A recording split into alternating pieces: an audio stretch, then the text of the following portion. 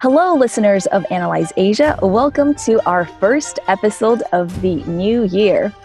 New year, new episode, but the same good old content coming from Analyze Asia, a podcast dedicated to dissecting the pulse of business, media, and technology in Asia. This is your host, Carol, you already know, and we are starting off 2021 on a very interesting topic that is the state of computer vision in China with an old friend as well. And today on Analyze Asia, we have John Artman, former editor-in-chief of TechNode and currently the technology editor with South China Morning Post. Welcome to Analyze Asia, John. This is your first time on the show, right? No, I think this is my second time, actually. I talked with Bernard. I think I did a recording with Bernard maybe like 2 years ago now. It's been a while. It has been a while. This is the first time that we've spoken on the show. Although our listeners probably don't know, we actually know each other from your TechNode days as well. Yeah. You were working for one of our competitors when we first met. And so it's been great to be able to keep in touch. And I think, I feel like at the end of the day, the China technology circle is ended up being quite small. And so it's great to, continue these relationships. Definitely. Yeah, I used to work for Penn Daily and they have the TechBuzz China podcast. We always have Ray Ma on the show as well. So we all have a really good working relationship with one another. So first of all, I know I've already said this to you on Twitter, but congratulations on your move from TechNode to SCMP, although I know it happened a while back ago. I'm sure that a lot of our listeners are quite familiar with your work for TechNode as well. So they must be very curious, just like I am, about the work that you're doing in your new role and, what areas you are and will be covering for SCMP. Yeah, thank you, Carol. I really do appreciate that. I feel enormously lucky to have the opportunity to work for the newsroom with as much history and with such a great reputation for covering China and Asia. When SCMP first reached out, it was quite clear it was an opportunity that I could not pass up. I will say that, the coverage that we do at SCMP is slightly different from the coverage that I did at TechNode. I mean, number one, of course, the audiences are quite different. At TechNode, we had a very narrow focus. We were targeting people who were already relatively familiar with technology in China. Maybe they were living in China, maybe they had lived in China or had significant connections to the mainland, and they wanted to keep up with what's going on a daily basis, as well as get information and analysis that was unique and kind of was based on a certain fundamental understanding.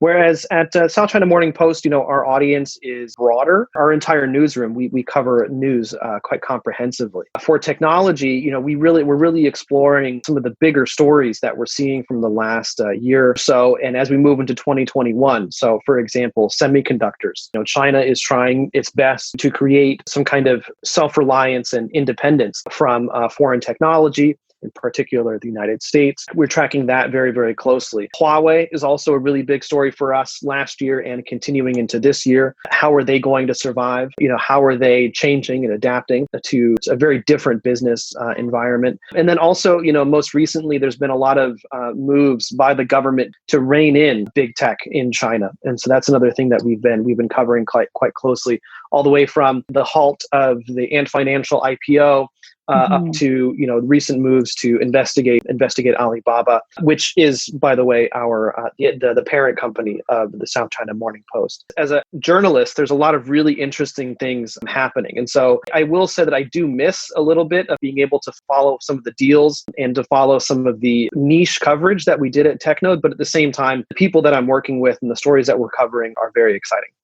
Of course. And thank you for that disclaimer. I know that you had to move from Beijing to Hong Kong as well, right, for your new role. And you had to do that during COVID-19 pandemic as well. So I'm interested to hear what are some of your reflections, on 2020 in context of your move as well and in context of the larger pandemic situation.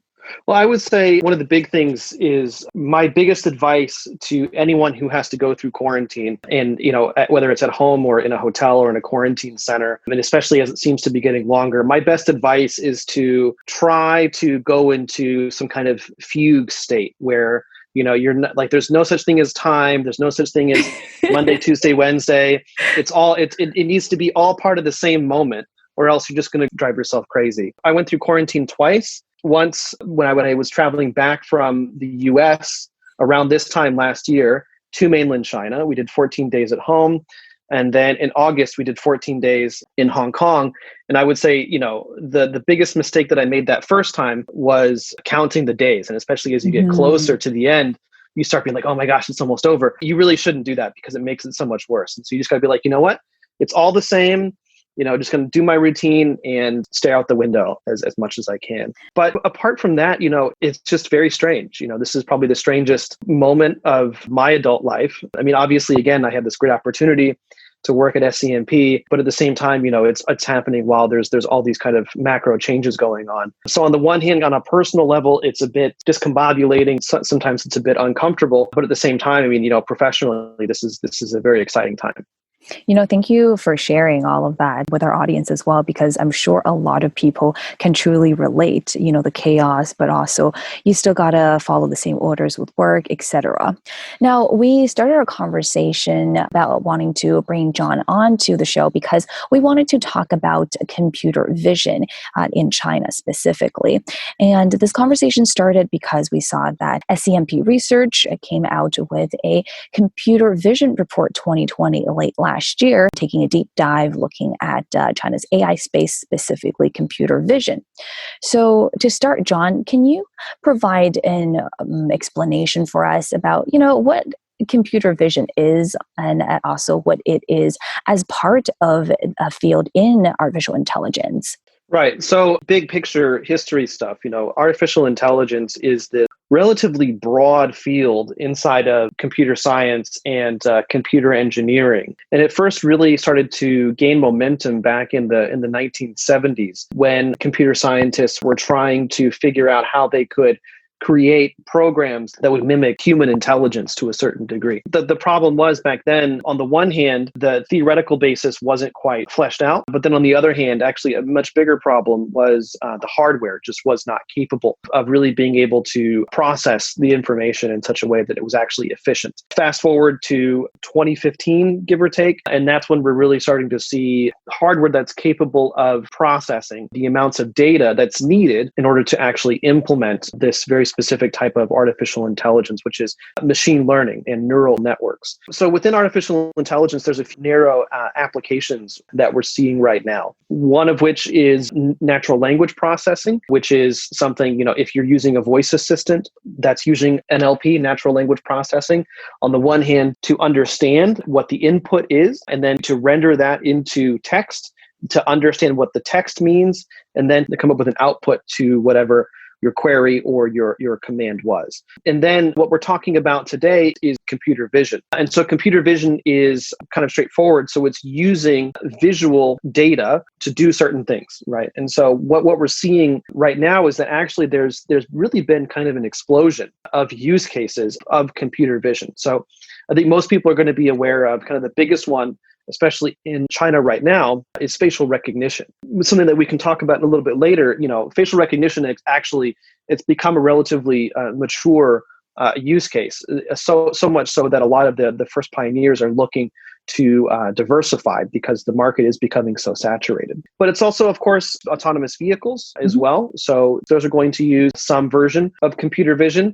With facial recognition, of course, it's not just necessarily about video surveillance and things like that, but it's also biometric authentication and verification. Even further, you have a lot of really interesting medical applications as well. So I just talked to a company based out of Shanghai earlier this week. And one of the things that they're doing is they're providing AI-assisted diagnosis to radiologists. And so in particular, what they can do is they can take CT scans. And they started off with looking at the lungs. And so CT scans of lungs, their solution can look at this CT scan and tell very, very quickly whether or not this patient has a problem with their lungs, specifically around lung cancer. It's a really kind of interesting use case just because it's also very standardized, right? This is one of the big issues with artificial intelligence, of any kind of machine intelligence in general, is that, garbage in, garbage out. One of the reasons that computer vision has taken off so quickly is that a lot of the inputs, a lot of the data is already relatively standardized. And so we can see that there's been a lot of innovation and development around that. So that's an explanation of what computer vision is and how it plays in the AI field. But today we're talking specifically about China, right? So can you talk about some of the key factors in how computer vision as an area has accelerated in its development, specifically in China? So again, artificial intelligence, the real kind of commercialization boom started in as early as 2015, but those were kind of the early days. It wasn't until about maybe 2017, 2018 that it saw a real explosion. And in part that came about because of government support. So in 2017 and 2018, the Skynet and Sharp Eye programs were started by the Chinese government. Mm-hmm. And these were specifically around video surveillance. It's one of those things where I think that, with a lot of people who aren't familiar with how complex China is, their kind of knee-jerk reaction is, oh, this is just another example of China, just wanting to watch all of its citizens and control them. I don't think that that's 100% the case. Rather, I think it's important to understand that China is such a huge country with limited resources and enforcement agencies with limited experience and limited resources themselves. So I think if you look at the history of China, one of the biggest problems for any government throughout its history has almost always been enforcement. China is really looking to technology to help out with that. And so we saw some really interesting cases where criminals were caught. There was two interesting cases, I believe in 2019, where two criminals were caught in public. One was caught actually going into a concert at the time. I think I read that. Yeah, so you can see that these security systems, they actually do serve a real law enforcement purpose. It's not just about monitoring everyone all the time. And so that gave it a real boost, right? And so we can see that like kind of the big four computer vision companies in China right now, they got started around that time, and they got started around doing video surveillance and facial recognition as well. One of the important things to remember is that when it comes to regulation in the technology space, up until very, very recently, China has been pretty lax when it comes to regulating technology. That is changing, and we can talk about that. Later. But in general, one of the big reasons that we've seen this explosion is in part government support, kind of giving it a nod, saying, this is something that we believe is important, and so there's money tends to go where the government points in a lot of ways. But then also there's very little boundaries placed on the overall industry, which means for startups and for younger companies, they can really kind of scale up very quickly without having to worry about getting derailed by regulators. Some other natural advantages, one would be the size of the population, right? And I think people's attitude towards these types of technologies, definitely a more welcoming attitude versus, I think, a lot of mainstream attitude in the US when it comes to, computer vision, or when they think about facial recognition, for example. In general, what it comes down to is that in China, there's a much higher level of trust in the government. And there's also a much higher level of trust in technology in general. In China, technology is really associated with a rise in living standards, this massive rise in living standards. So what you see is that as the economy has grown, technology has also become a greater and greater part of everyone's life. And so there's this association, a positive association. Whereas I think, so I'm an American, and I look at attitudes towards technology and the government in the United States, and it's relatively low, in part just because I think the economy is relatively mature. I mean, it used to be that technology was associated with positive, increased affluence, et cetera. But these days, it's definitely not. So I'm curious, what is the current state of, venture funding for computer vision, for Chinese startups here? And how should one envisage, the computer vision market? Yeah, so it's still huge. Yeah, computer vision remains the dominant field, representing 57% China's AI market, which is valued at around $23 billion US.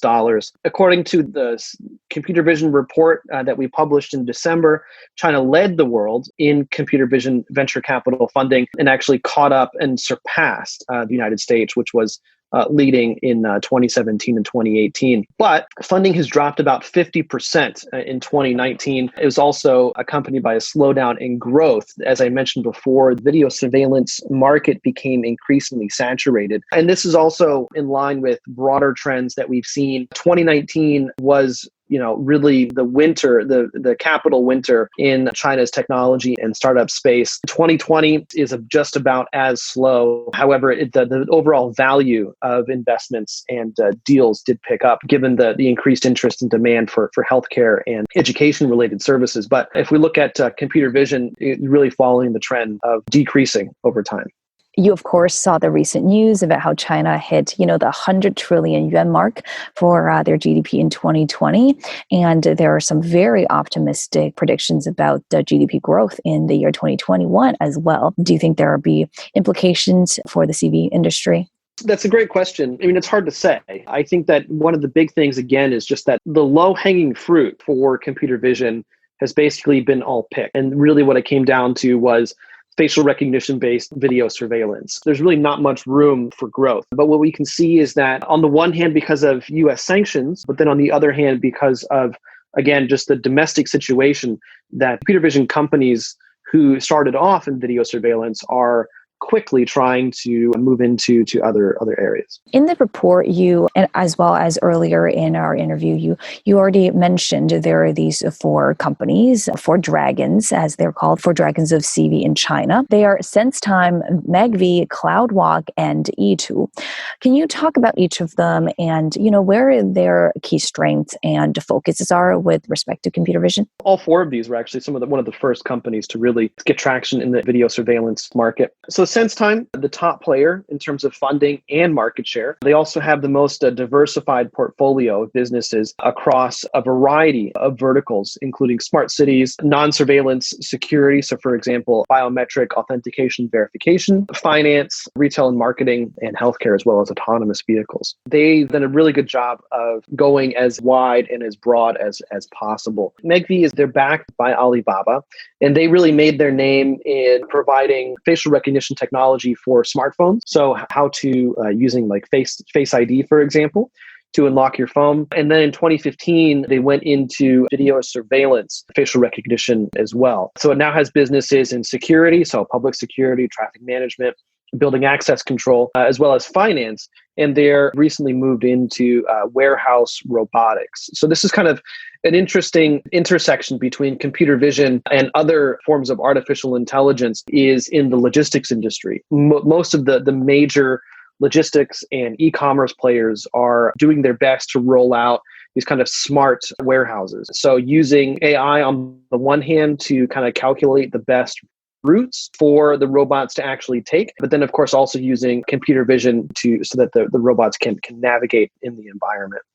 Computer vision is also being used in general for delivery robots, with Meituan, for example, starting to test that out. And a company in California recently got the go-ahead for something similar. But getting back to the companies, so CloudWalk was incubated by the Chinese Academy of Science and is state-backed. And so they have dominated facial recognition for banks with a 80% market share. And so really, as I mentioned before, so when we're talking about in the financial sector, a lot of it is biometric authentication and verification for payments, but then also for, logging into bank accounts and other kind of security applications inside of banks.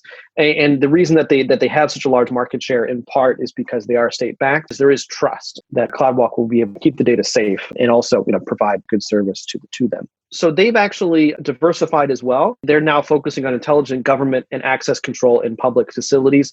So for example, airport terminals and hospitals. Last but not least, Yitu. So they really differentiated themselves by focusing on healthcare and specifically medical imaging. So as I mentioned before, medical data these days, especially when it comes to CT scans, other types of scans with a visual output, they're relatively standardized. And so Yitu early on decided to really focus on that. They've also moved into designing their own AI chips. They announced in late 2019 that they're making their own AI chips. But right now, given the geopolitical constraints that they have, it's not sure exactly where they are with their AI chip initiatives. So I know some people might not be as familiar with the companies that you've talked about, but they, of course, know these tech giants in China like Baidu, Alibaba, Tencent. So what are they doing? Are they also working on computer vision?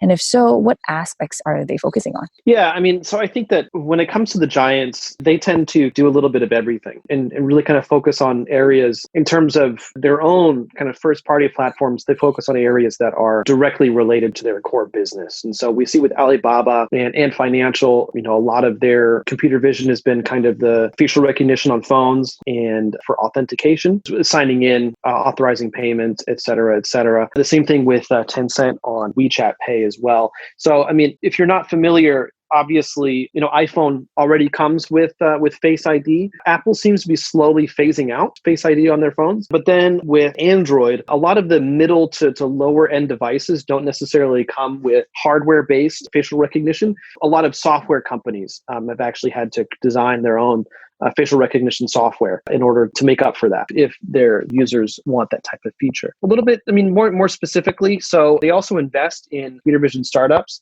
So, for example, Alibaba has invested in both SenseTime and Megvii, so two of the four.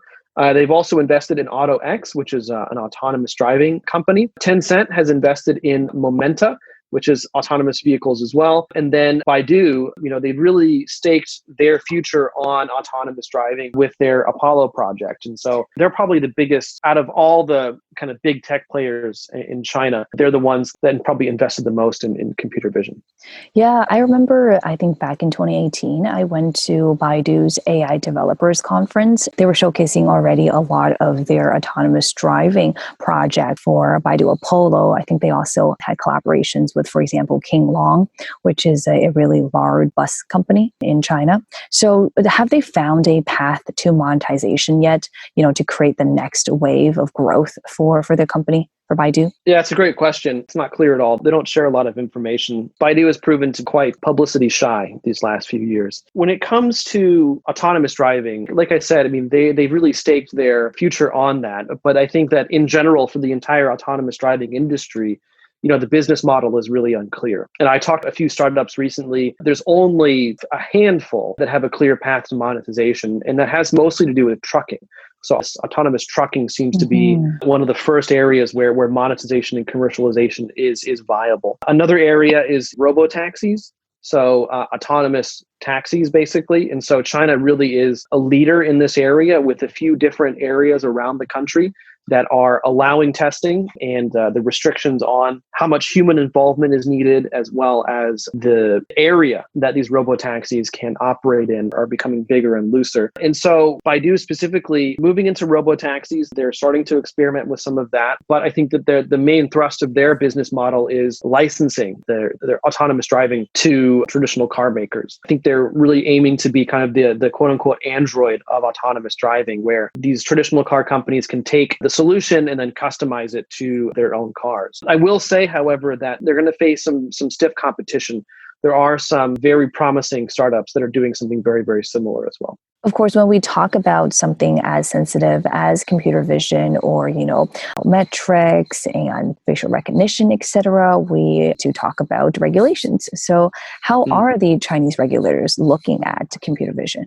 Are there any legislative efforts to prevent the misuse or abuse of these technologies involved? Yeah. So, as I mentioned earlier, the government across the board is beginning to pay a lot more attention to the technology industry. The financial services industry, so fintech, is under a lot of scrutiny right now. And then there's a lot more regulator movement coming around data privacy and personal information. As I mentioned earlier, one of the reasons that facial recognition and computer vision technology took off was because there was lax regulation. The negative side of all that is that there is some abuse, right? And so there is cases where facial recognition technology is not actually needed. There are cases where people's privacy is being breached, where their facial recognition data is being sold without proper consent or authorization. So kind of across the board, there's a tightening up of what's required in terms of the kinds of data that companies can collect, as well as what they can actually do with it. I think there's a bit of a misconception that Chinese people don't care about privacy. it's not true. I think there's a higher willingness to trade data for free services, but that doesn't mean that they're not concerned, right? That's And right. so I think that's a very important distinction to make. As these services and technologies become more ubiquitous, there's a much greater concern and understanding on the part of the public, and the government is, in effect, responding to that. So, for example, the Personal Information Protection Law, that draft was published in October of last year. And so it's only going to allow the use of sensitive information. So, for example, ethnicity, religion, facial biometrics, and medical health, only for specific purposes and only when it's sufficiently necessary as defined in that law. As I mentioned before, the government is starting to crack down on the misuse of facial recognition data by private companies. And we're also seeing few cases of private citizens challenging the use of facial recognition in courts. There was a case last year of a lawyer who sued a zoo in Hangzhou for forcing him to use facial recognition technology to enter the zoo. He had purchased a membership before they implemented their facial recognition system. Then, at some point they switched over to that system for verification to say, okay, you actually are a member or you've bought a ticket. So he challenged this and saying, it's really not necessary and it's a complete overreach. The court agreed with him and asked the zoo to pay him damages, which actually wasn't that much. And as far as I can tell, they were not ordered to dismantle their facial recognition system. Rather, they had to, offer other options in place of if customers and visitors wanted to use that. That's a really good story. Yeah, it's my first time hearing about that. Good for him. And I do think these options are needed versus having to scan my face everywhere, which seems to be the case these days. But in terms of challenges that computer vision companies are facing, one very obvious challenge is, of course, they're losing access to certain U.S. suppliers, given, U.S. ban of Chinese technology, as well as the prohibition of sale of key technologies. So where do you see these Chinese CV companies going? Well, will they have to focus on international expansion into other emerging markets like Africa, for example, where China has a strong influence? Or do you think there's still a lot of room for growth inward for domestic expansion within China?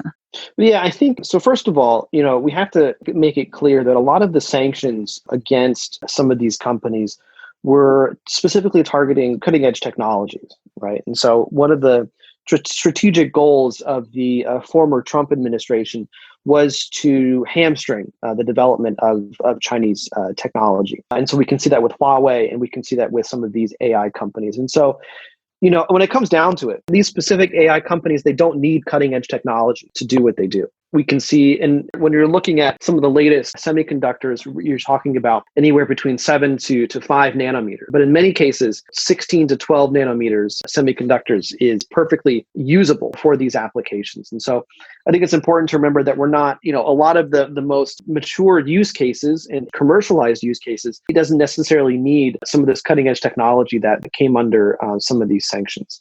I think it's an important misconception that needs to be addressed. And another thing is that the domestic market is still quite big. So when it comes to kind of video surveillance and security applications, that's really been saturated. There's not much room for growth there. However, when it comes to other kinds of businesses, there's a lot of room for growth, right? So obviously autonomous driving is one big area, medical imaging, another big area, as well as use cases in the financial sector also. So I think that, really what we're seeing is that the US sanctions have not killed these companies, and it doesn't look like they're going to either. I think also it's important to note there are loopholes in some of these sanctions. From what I can tell, most of those loopholes were closed in terms of procurement from US companies. And so when the Trump administration first announced a lot of these sanctions, it was, basically stopping direct relationships between these Chinese companies and specific US companies. What a lot of companies were able to do was go around this by finding third-party sellers. The Trump administration did close that loophole, but we have some evidence, not enough evidence to say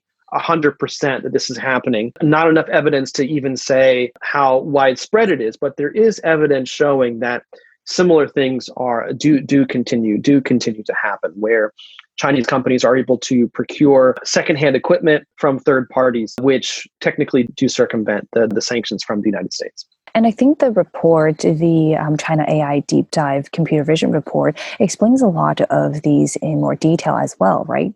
Can you tell our listeners just a little bit more about the report? What else does it cover? So if our listeners are interested, they can go and check it out from SCMP Research. So I think that, it's 130 slides. And so it really is a deep dive. And I think, one of the biggest things, it has a proprietary data. So first, so data that we've collated, that we've collected on more than 160 different Chinese computer vision companies.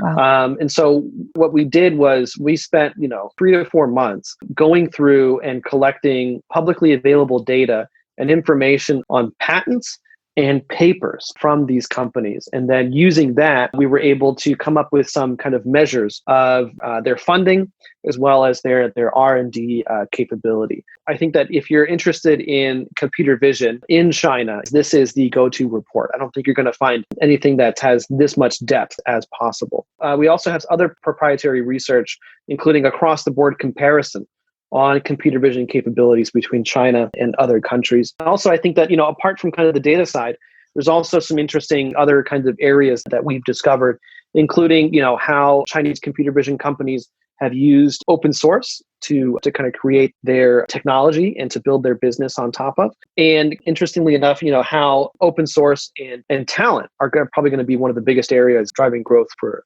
China in the future. If you had to pick just one interesting nugget that you think the audience is going to get when they purchase the actual report, what would that be? Honestly, I think, what I'm most interested in is kind of the manual side of technology. It's always interesting, especially with artificial intelligence, because there's this misconception that AI can somehow replace people.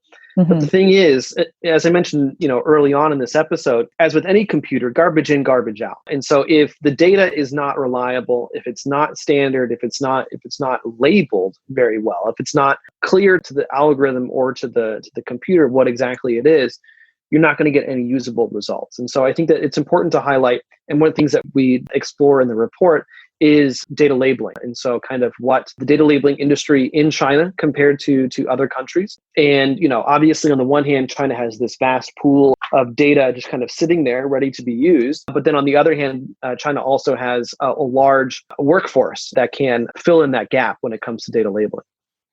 Thank you, John, for, telling us a little bit more about this report. And for our listeners, if you want to see more detailed facts, figures, case studies, answers to very important questions, you should definitely check out the report in full by clicking on the link that we provided. And SCMP Research has kindly provided a special promo code for Analyse Asia listeners. That promo code is Analyse CV. So that is Analyse with an S and CV, which stands for computer vision, of course.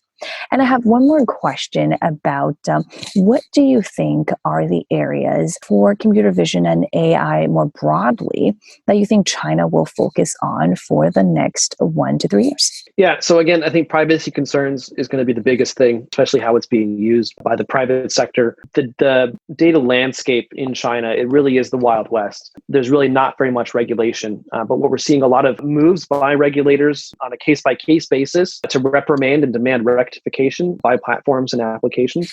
But now with the personal information protection law, it's going to become standardized. Also, in general, it's going to become more independent from the United States. So developing its own open source ecosystem, as I mentioned before. And then I think one of the big challenges is going to be luring talent back to China. As you and your listeners are probably aware, there's definitely a large flow of talent that starts in China and moves to the United States and, ends up in California or maybe on the eastern seaboard somewhere. And so one of the challenges in the next 1 to 3 years is really going to be how to reverse that brain drain.